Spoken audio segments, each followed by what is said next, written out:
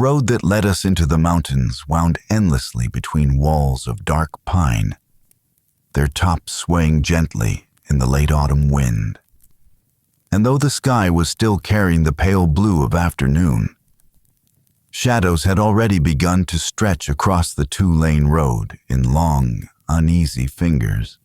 My name is Eric, and if you had asked me back then why I thought it was a good idea to bring a pair of cameras, 3 of my closest friends, and a reckless curiosity into the heart of an Appalachian ghost town, I would have said something stupid about adventure, about how our channel needed something raw and terrifying to stand out, about how the internet only rewards those who push a little further than common sense allows. It was easy to believe that kind of thing when we were still on the road, laughing in the car, trading stories about urban legends and mocking the warnings we'd read on obscure forums about the place we were heading toward. The town itself, when we finally rolled in, looked like it had been forgotten decades ago, as if the rest of the world had moved on and left it here to rot under the weight of its own silence. A few scattered houses sagged on their foundations, their windows either boarded or gaping like empty sockets, while the remnants of a diner and a shuttered gas station stood on the main street, their signs sun-bleached and unreadable. What struck me the most was not just the decay, but the absence of people. We saw no children playing in yards, no cars parked by curbs, only a handful of elderly faces that peeked from behind curtains before vanishing again, as though afraid that even the act of watching might draw something unwanted toward them. We parked near the only building that still seemed alive. A bar, its wooden sign creaking in the wind. A place where time seemed to have stopped in the 70s. Inside it smelled of stale beer and damp wood. And the handful of men sitting at the bar turned to look at us in unison, their eyes lingering not with curiosity, but with suspicion, as if they could already guess why we were there. It was my friend Marcus, always the boldest of us, who broke the silence by asking about the mine, his voice pitched in that careless tone he used whenever he wanted to provoke a reaction. A murmur went through the room, a shifting of bodies, until one man, thin, gray-bearded, his skin weathered like old leather, finally lifted his gaze from the glass in his hand. "You kids don't want to be asking about that place," he said, his voice hoarse, like gravel dragged across steel. "Mine 6 ain't just dangerous because of the cave-ins. It's dangerous because it remembers. People went down there when I was your age. None came back the same." He told us, in a halting way, about the collapse that sealed dozens of men underground, about how the company abandoned the site instead of mounting a rescue, about the screams that locals swore they could hear for weeks after the last blast sealed the shaft. Some said the miners died slowly, clawing at the rock until their fingers broke. But others believed something worse happened in the dark, that the mountain itself had swallowed them. His eyes locked on mine when he said, "If you go down there, don't follow the voices. They'll sound like the people you miss the most. But it ain't them. It's the mind talking. And it don't let go once it knows your name." We laughed nervously when we stepped back out into the fading light, all 4 of us pretending the story was nothing more than a superstitious tale from a bitter old man. Still, I noticed how my friends kept glancing toward the mountains that loomed beyond the town, their jagged ridges already cast in heavy shadows, and how none of us spoke much during the drive to the trailhead where the old service road began. As the sun sank lower, painting the clouds in bruised purples and reds, we unloaded our gear. Headlamps, ropes, cameras, and backpacks stuffed with snacks and batteries. My channel had maybe 15,000 subscribers back then, hardly enough to justify the risks. But in my mind, I imagined how the video would explode once people saw us documenting a place no one else dared to enter. It felt heroic, reckless, intoxicating. The path up to the mine was choked with weeds and brush, the asphalt cracked and broken, every step crunching underfoot like the bones of something long dead. The silence pressed in as we climbed, broken only by our own uneven breaths and the occasional rustle of unseen animals in the trees. The deeper we went into the forest, the more it seemed as though the world was narrowing behind us.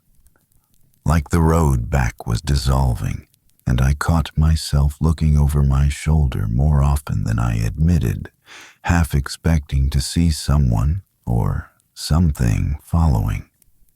By the time the yawning mouth of Mine 6 came into view, framed by rusted beams and crumbling stone, the daylight had almost completely drained away, leaving the entrance in a blue-black gloom that seemed to breathe, as though the mountain itself was exhaling a cold breath upon us. A weathered sign leaned on one bent post, its paint faded but still legible enough to read, "Keep out. Danger of death."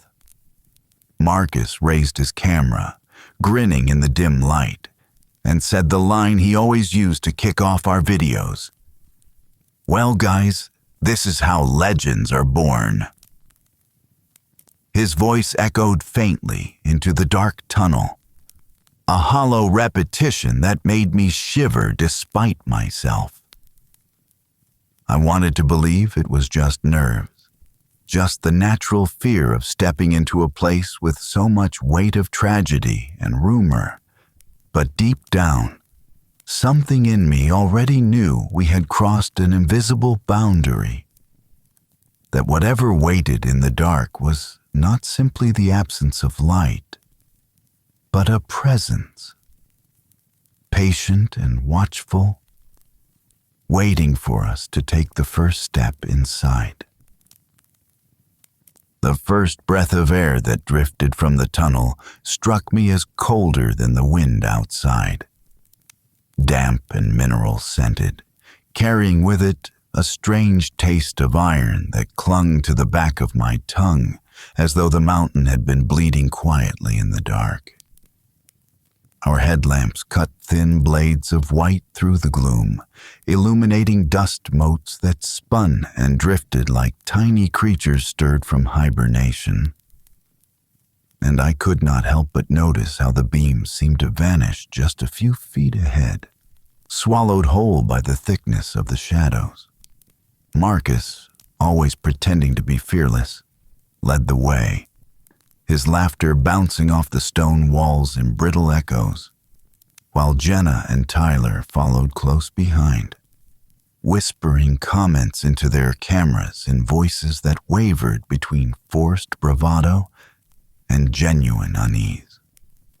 I kept close to them but found myself slowing at times, my gaze drawn to the jagged walls on either side, where old wooden supports jutted out like broken ribs, rotting with age, their surfaces carved by decades of hands and tools. Some of the beams bore marks, scratches that didn't look accidental. Long vertical lines gouged deeply into the wood, as though someone had dragged their nails across it until nothing remained of their fingers but bone. My rational mind told me it had to be from picks, from carts scraping too close.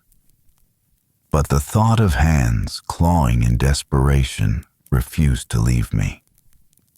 The deeper we moved, the more the outside world seemed to fade away. The air grew heavier, the silence deeper, until even our voices felt muffled, reduced to small, fragile things that could be snatched away at any moment. A half-collapsed side tunnel caught Tyler's attention, and he swung his light inside, revealing a child's shoe lying alone on the dirt. The leather cracked and covered in dust, so thick it seemed centuries old.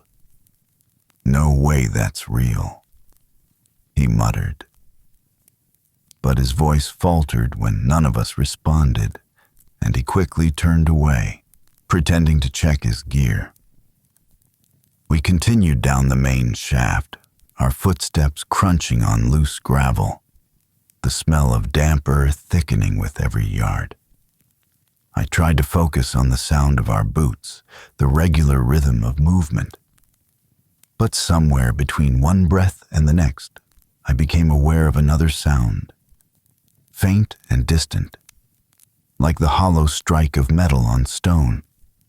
It was irregular. Sometimes a single sharp crack, other times a sequence of muffled blows, as if someone were still working the rock far ahead, where no one should have been. Marcus perked up immediately, excitement flashing in his eyes. "Do you hear that?" he whispered. And before I could stop him, he strode ahead, camera lifted, his light dancing wildly against the tunnel walls. Jenna cursed under her breath, urging him to slow down, but her own curiosity betrayed her, and she hurried after him, her boots skidding on the loose earth. Tyler and I exchanged a glance, one of those unspoken moments of shared doubt, before we followed, because in places like that the worst fear wasn't the dark itself. It was being left behind in it. The tunnel widened into a chamber where ancient machinery lay rusting in pieces. Iron frames collapsed under decades of corrosion. Gears scattered across the ground like bones of some mechanical beast. We paused there, catching our breath, when suddenly a new sound joined the faint clanging, the low, dragging scrape of something moving across stone. It was impossible to tell from which direction it came, the acoustics twisting and bending the noise until it seemed to seep from every shadow. Jenna raised her light and gasped. For just a second I thought I saw movement. A figure at the edge of the beam, pale and hunched, vanishing the instant the light touched it. "There!" she cried, pointing. But when we turned our lights in that direction, there was nothing but darkness and the twisted remains of rail tracks vanishing into it. Marcus laughed too loudly, trying to mask the tremor in his voice. "Probably just bats." Relax, yet none of us could explain why the rail tracks bore fresh scratches, as though something heavy had been dragged along them not long ago. We pressed onward, deeper into the mine, and with each step, the air seemed to tighten around us, damp and close, carrying a faint odor that reminded me of rotting wood and wet stone. Tyler whispered that he thought he heard someone call his name. We froze, lamps jerking in every direction, until the sound came again. Soft, unmistakable. His mother's voice, warm and familiar, echoing faintly from a tunnel branching to the left. His face went pale beneath the glow of his headlamp, and for a moment he looked ready to abandon us and rush into the dark. "Don't," I said sharply, my voice louder than I intended, startling even myself. He blinked, confused, shaking his head as though waking from a dream. I swear it was her," he muttered. But his steps stayed close to mine afterward, as if he feared the ground itself might pull him away if he strayed too far. By the time we reached the next chamber, I realized my pulse had been hammering in my ears for minutes, my palms slick with sweat despite the cold. The chamber's walls were etched with more scratches, Not random this time, but forming letters, names half legible beneath layers of mineral deposits. I brushed away dirt from one with my glove, and my blood ran cold when I realized it spelled Eric. Marcus caught sight of my face, raised an eyebrow, and then pointed his camera directly at me, whispering, "Looks like the mine already knows who you are." He grinned, but there was no joy in it. Only a shadow of fear dressed up as bravado. And in that moment, as the clanging grew louder, as the cold breath of the mountain seemed to stir against our necks, I understood the old man's warning. The mine was not empty. It was listening. And worse, it was answering. The chamber stretched before us like the hollowed-out lung of some giant beast, its ceiling lost in darkness above the reach of our headlamps, its floor uneven and littered with rusted tools, broken timbers, and the skeletal remains of old mine carts that lay scattered like the forgotten toys of titans. The sound of dripping water echoed from unseen crevices, each drop magnified into a hollow note that seemed to fall directly into my chest. While the faint metallic clanging we had heard earlier grew softer, as though retreating deeper into the stone, coaxing us to follow. Marcus was the first to step forward, his camera raised, his voice low but tinged with excitement. "This is gold," he whispered, as if speaking too loudly might draw unwanted attention, though none of us could say what kind of attention we expected in a place like this. He swept his light across the chamber, and for a fleeting instant, it illuminated something that froze the breath in my lungs. A figure, small and hunched, standing motionless at the far edge of the room. Its skin looked gray, mottled with streaks of black like veins carved into stone, and its eyes reflected the beam with a sickly pale glow, not like an animal's, but like two small lamps buried in its skull. Before I could speak, the light slipped past it, and when Marcus swung it back, the figure was gone, leaving nothing but the jagged stone wall. "Did you see that?" Jenna's voice cracked, her light trembling as she tried to find it again. Tyler cursed under his breath, his hand gripping my arm with enough force to hurt. "Probably just our shadows," Marcus said quickly, though his grin was too wide, his words too fast, as if he needed them to be true. He pushed on, stepping over a collapsed beam, while the rest of us hesitated, listening. The silence pressed in, thicker than before, until Tyler's headlamp flickered against the far wall, revealing a smear of fresh, wet mud where no one had stepped. We gathered ourselves and moved deeper into the chamber, drawn by both dread and the strange compulsion that explorers always feel when they sense the edge of discovery.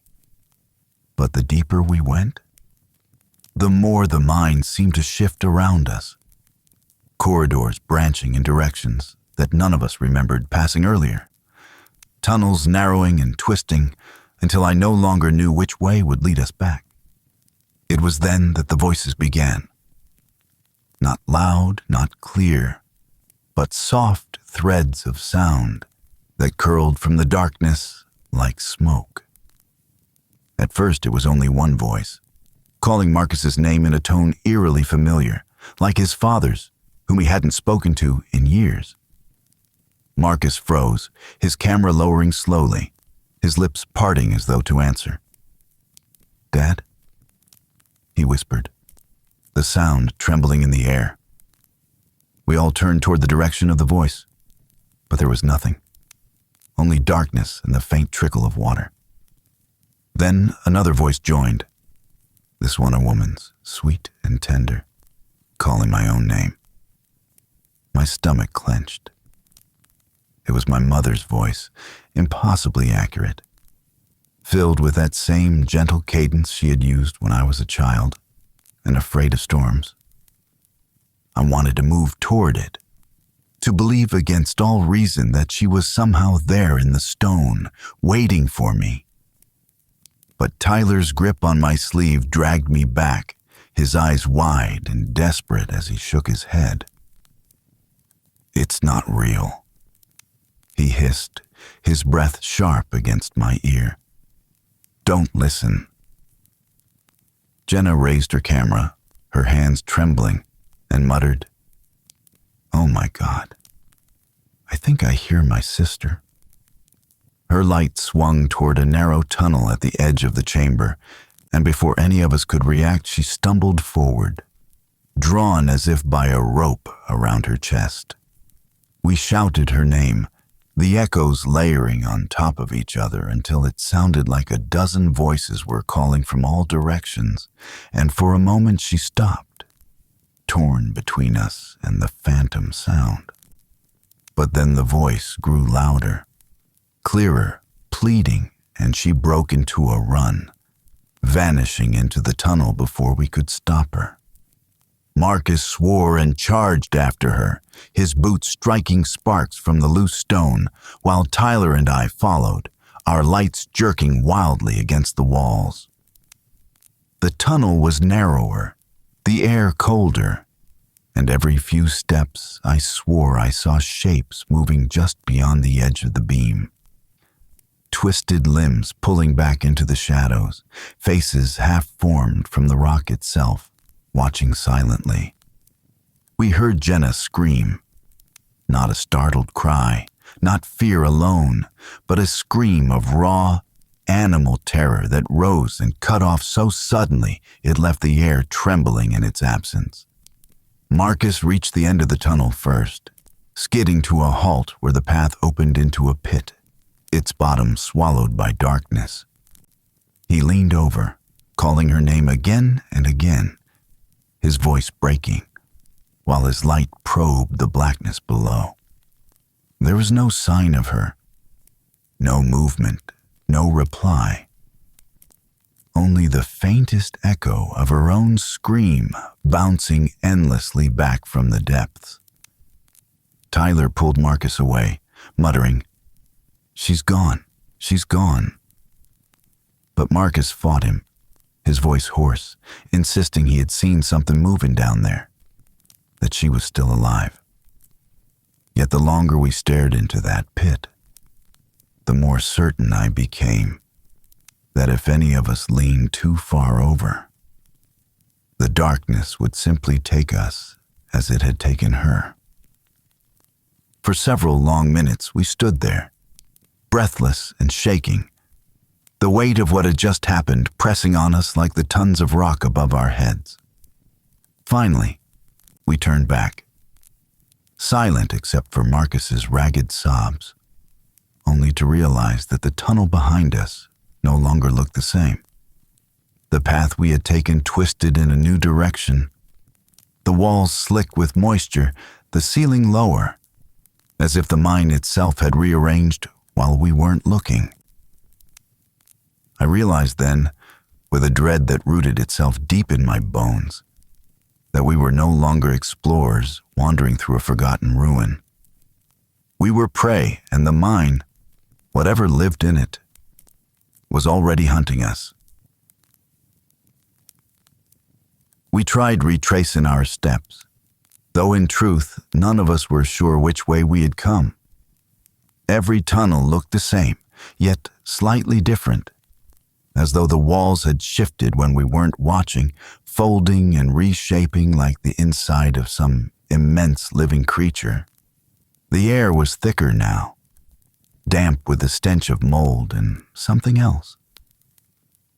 Something sour and metallic that clung to our throats and made it feel like we were breathing through rotting cloth. Our lights flickered constantly, their beams too weak against the swallowing black. And the batteries, which should have lasted hours, had already drained to half. Marcus stumbled ahead in silence, his face pale and hollow, his camera still clutched in his hands, though he no longer spoke to it. The swagger and bravado were gone, burned away by Jenna's absence, leaving only raw desperation. Tyler whispered that we needed to turn back. But the problem was, we couldn't tell which way was back anymore. Every corridor we entered only led us deeper, downward, always downward, the floor sloping subtly, but relentlessly. It felt intentional, as though the mine itself was guiding us, pulling us toward its heart. At one point, we passed a series of alcoves carved into the walls, shallow niches that might once have held tools or supplies, but now were filled with broken helmets and scraps of clothing, their colors long since rotted away. I bent to examine one and felt my stomach knot when I realized the helmet wasn't empty. A skull grinned back at me from inside, its surface fused with stone so tightly it looked as if the mountain had grown around it. Veins of quartz running through the bone like roots.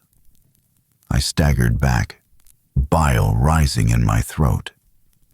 But when I turned to warn the others, I saw that more skulls dotted the walls, half hidden in the shadows, dozens of them, maybe hundreds, staring out like a silent audience. Marcus muttered something then, words I couldn't quite catch, and I leaned closer to hear him. His lips trembled as he whispered, "She's still calling me." I can hear her, his voice cracked, and I realized he meant Jenna, though the sound he claimed to hear was little more than a faint murmur, distant yet insistent, threading its way through the stone. Tyler grabbed his arm, shaking him, hissing that it wasn't real. But Marcus only shook him off, his eyes glazed with a kind of feverish conviction. We pressed on because there was nothing else to do, our steps echoing strangely, as if the walls amplified them into a chorus of feet far greater than our own.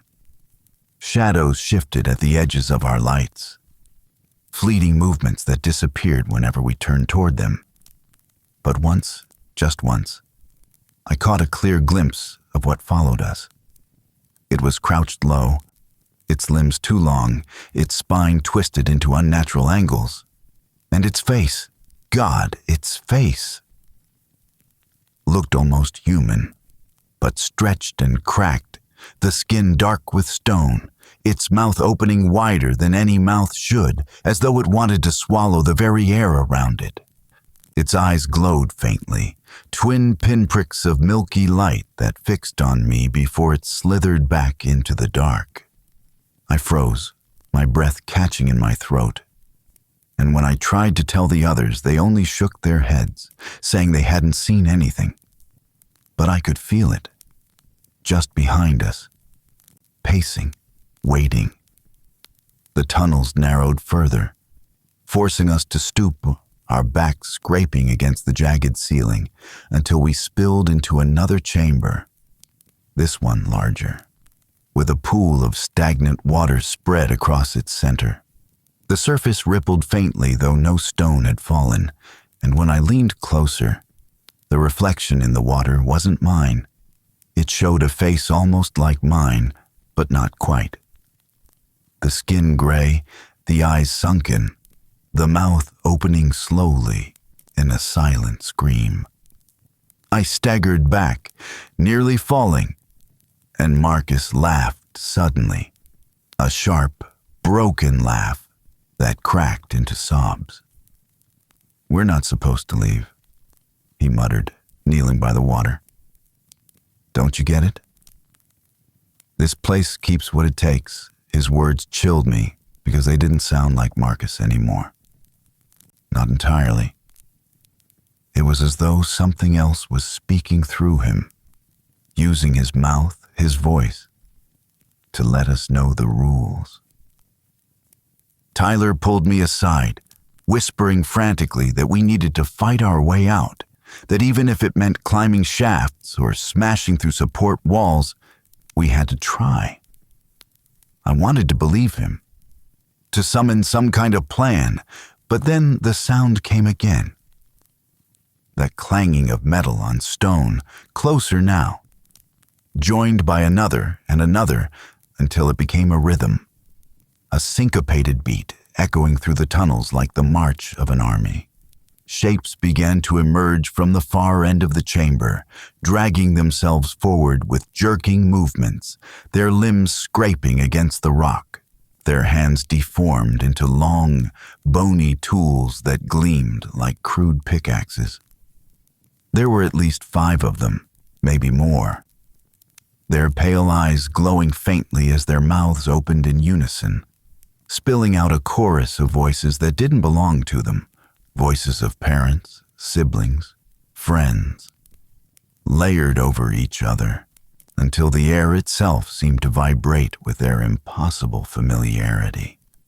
Marcus stood transfixed, whispering Jenna's name, while Tyler and I pulled him backward, retreating toward another tunnel that branched away from the chamber. The creatures didn't rush us. They only advanced slowly, deliberately, their voices weaving together into a sick lullaby that seemed designed to unravel our will. My head swam, my knees threatening to buckle, and I knew if we didn't move now, we would stand there until they reached us, until those stone-twisted hands closed around our throats. We ran.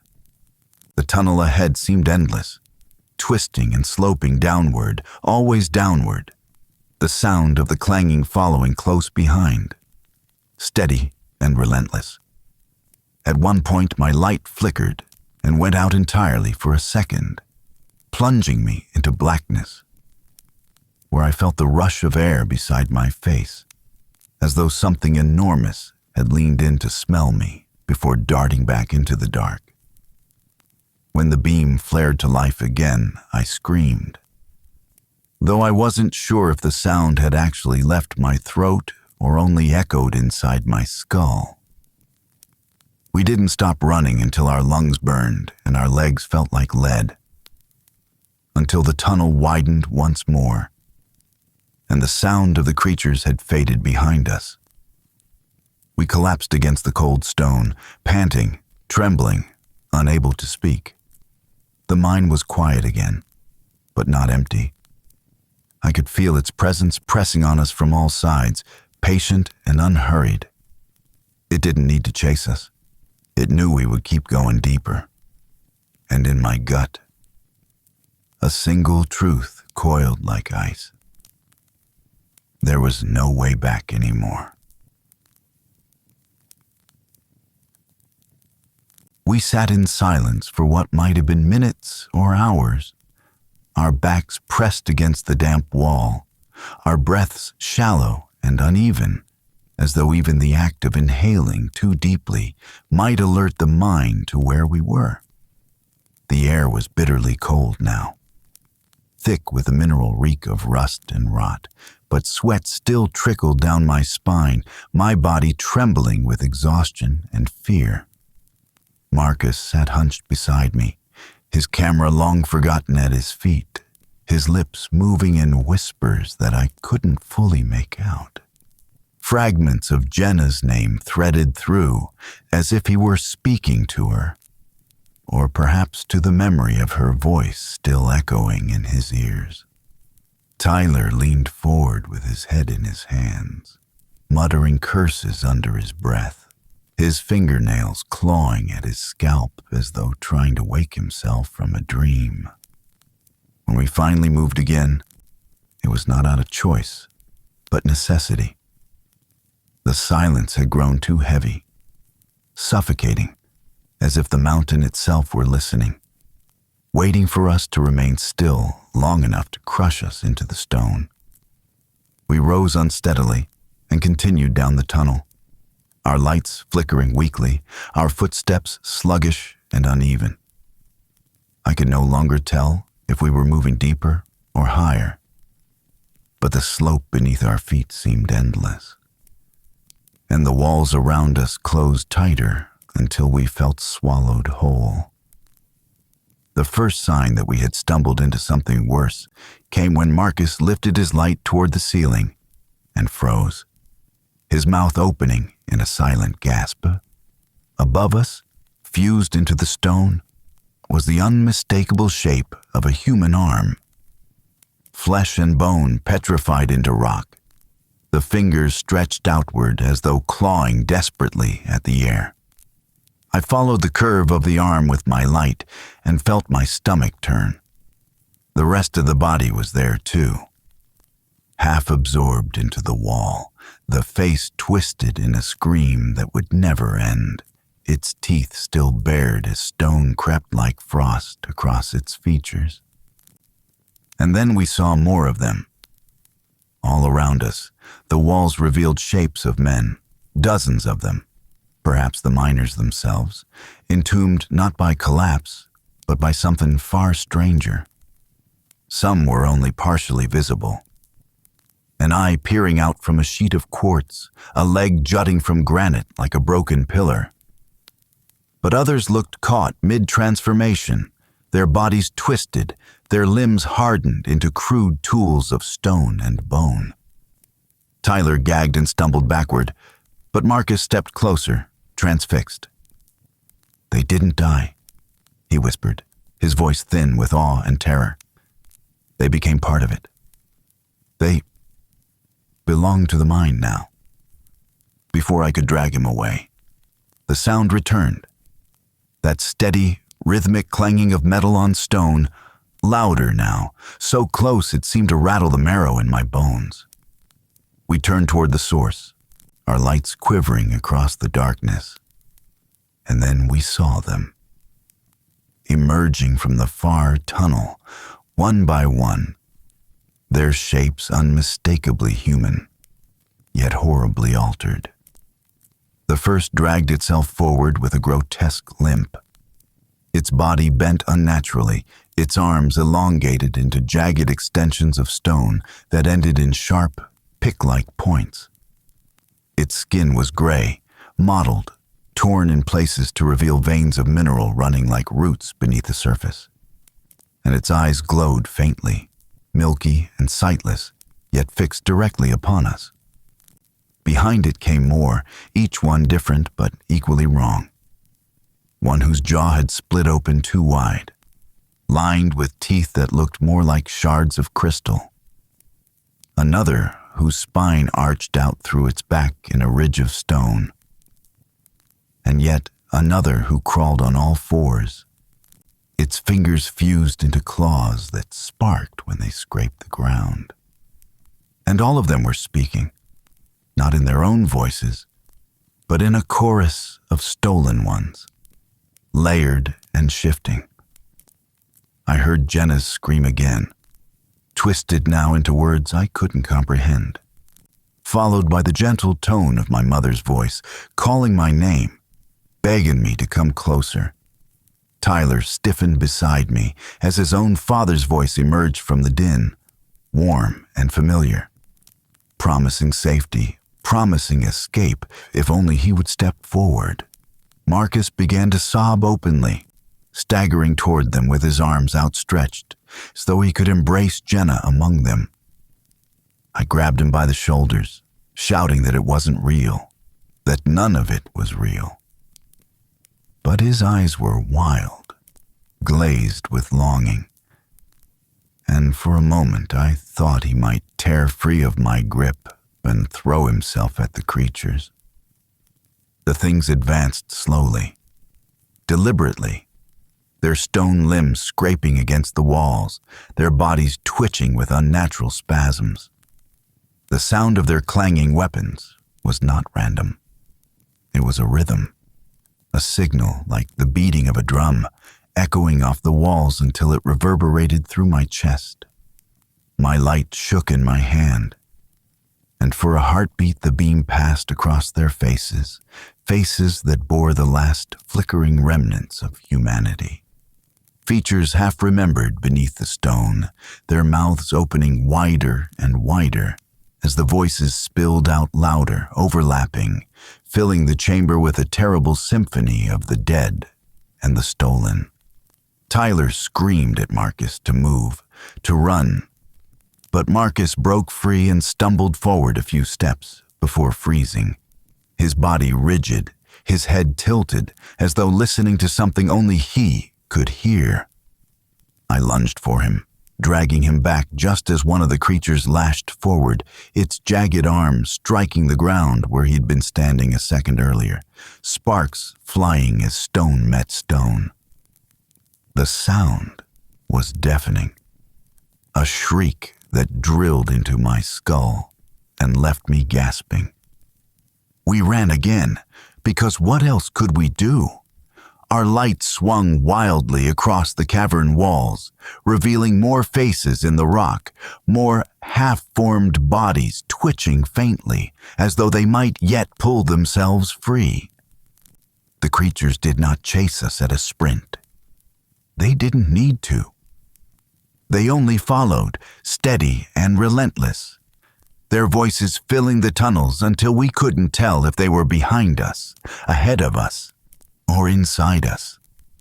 As we stumbled into yet another tunnel, breathless and half-blind with terror, I realized that the mine wasn't simply a place where monsters lived.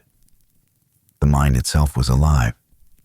And these things, the miners, the remnants of men, were its children, its extensions, its warnings. And now it knew us.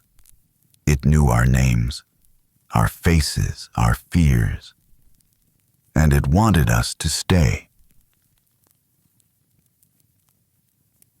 We no longer walked as explorers, but fled like hunted animals, our lights lashing against the stone as we staggered through tunnel after tunnel, each one indistinguishable from the last, each one sloping further downward until my legs screamed with the effort of climbing and scrambling over fallen beams. The sound of the creatures behind us was constant now, metal striking stone in a steady rhythm, like the heartbeat of the mountain itself. Sometimes the clanging was near, sometimes far, but it was never gone. It followed us as faithfully as our own shadows, patient and unhurried, as if they knew there was no path that did not eventually lead to them. Marcus stumbled more than once, muttering to himself in hoarse fragments, Jenna's name slipping from his lips like a prayer. His strength was waning, but something in his eyes told me it wasn't exhaustion alone. It was surrender, a readiness to stop running and let the voices claim him. Tyler and I pulled him along, our arms hooked under his, our breath ragged, until the tunnel opened abruptly into a vast cavern that seemed to stretch forever. We froze at the threshold, our lights darting across the space, catching on the remnants of collapsed machinery. Massive gears half buried in rubble, rusting beams leaning against each other like fallen crosses. Coils of cable coiled across the floor like the shed skins of serpents. The ceiling soared so high it disappeared into darkness, and from somewhere above came a slow drip of water, falling like a clock marking time. But it wasn't the size of the cavern that stopped us. It was what lay within it.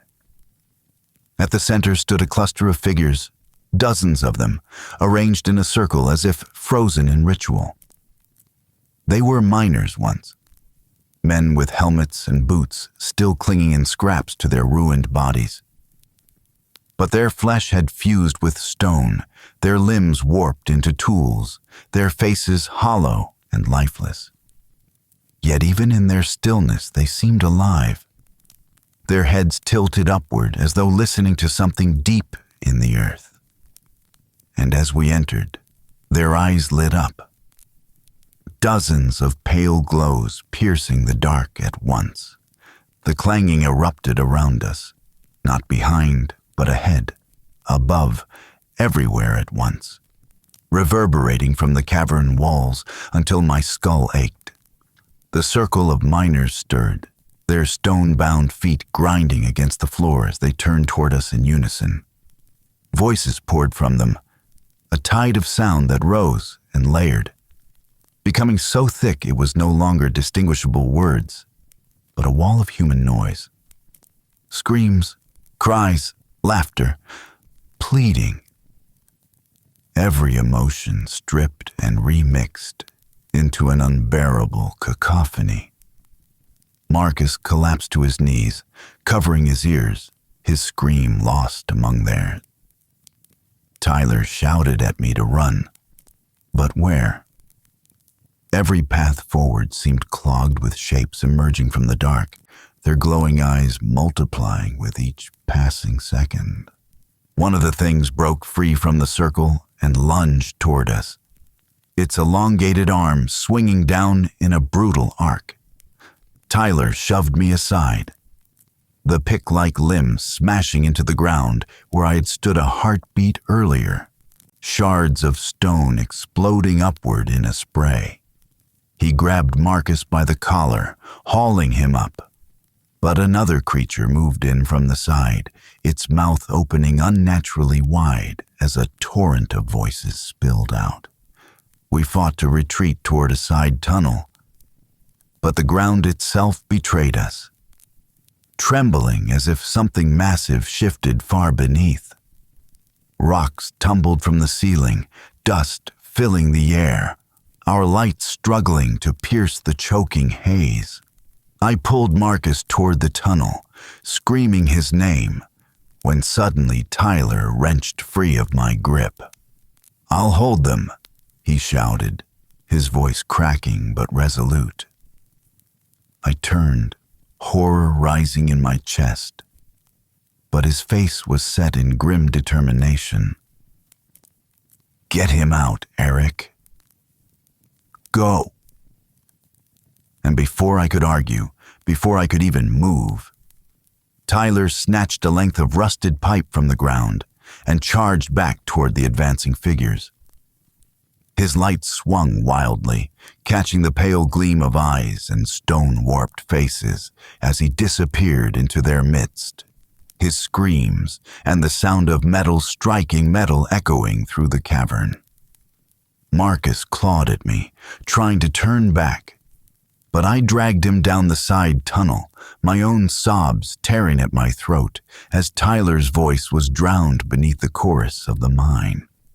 The tunnel twisted violently, my lungs burning, my body trembling as we stumbled blindly forward, the clanging receding only slightly, but never vanishing.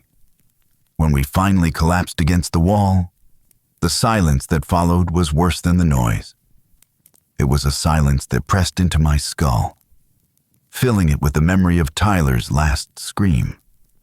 Marcus wept openly, his body shaking, and for a moment I allowed myself to weep with him, though deep down I knew there was no time for grief. Because the mine was not done with us. Even in the silence, I could hear it. The faint whisper of my own name curling from the darkness ahead. And Marcus, lifting his head, whispered that he heard Jenna again, closer than ever. And I realized with dawning horror that the mine was peeling us apart, one voice at a time. We wandered for what felt like hours, maybe longer, though time inside the mine had long ago become meaningless. My watch had stopped, my phone had no signal, and the only measure left was the steady flicker of our headlamps as the batteries waned. The tunnels bent in impossible patterns, some doubling back upon themselves, others spiraling downward in slow, dizzying arcs that seemed to drag us deeper no matter which direction we chose. Marcus shuffled beside me, his body trembling, his eyes glazed with exhaustion and feverish light. He muttered to Jenna almost constantly now, his words fractured but tender, as though he were carrying on a conversation I could not hear. I tried to keep us moving, tried to convince myself that if we just chose one tunnel and kept going, we would eventually find daylight. But each time we turned, the air grew heavier, colder, and the stones seemed to press closer. The mine had become a maze with no exit, its walls shifting just beyond sight, rearranging themselves to funnel us further into its heart. The voices never stopped. They had grown quieter since Tyler's sacrifice, but that made them worse, not better. They were no longer screams or wails, but whispers, threading through the air like smoke.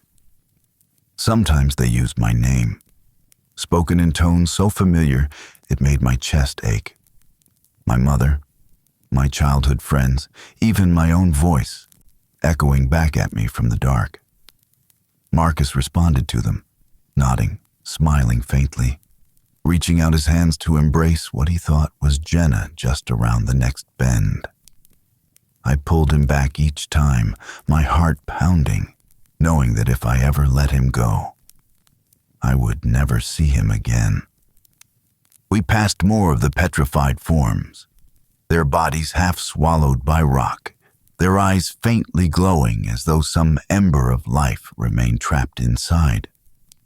I stopped once, against my better judgment, and shined my light directly into the face of one. It looked like a man, his features warped by stone but still recognizable. Cheekbones, lips, the faint trace of stubble. His mouth was frozen mid-scream, but his eyes shifted when the light touched them, turning slowly to look at me. My stomach twisted, and I stumbled backward, dragging Marcus with me, his laughter ringing out as though he found some comfort in the horror. I don't know how long we ran after that. My thoughts blurred into one another, my lungs burned, my legs ached with every step. At some point, Marcus slipped from my grasp and fell to his knees. He turned to me, his face pale and streaked with sweat, and whispered, "She's here. She's waiting for me." I begged him to get up, to keep moving. But his gaze was fixed on the darkness behind me, his smile widening as if he could already see her silhouette emerging from the shadows.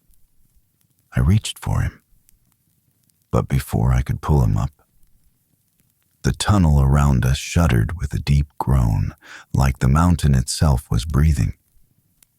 The ground cracked beneath him, a jagged seam opening in the rock, and Marcus was swallowed whole before I could even scream his name.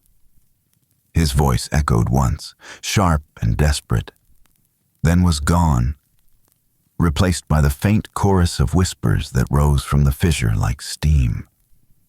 I was alone. The silence that followed was suffocating. My light sputtered, the battery nearly dead, and the darkness pressed against me so thick it felt like a weight on my chest.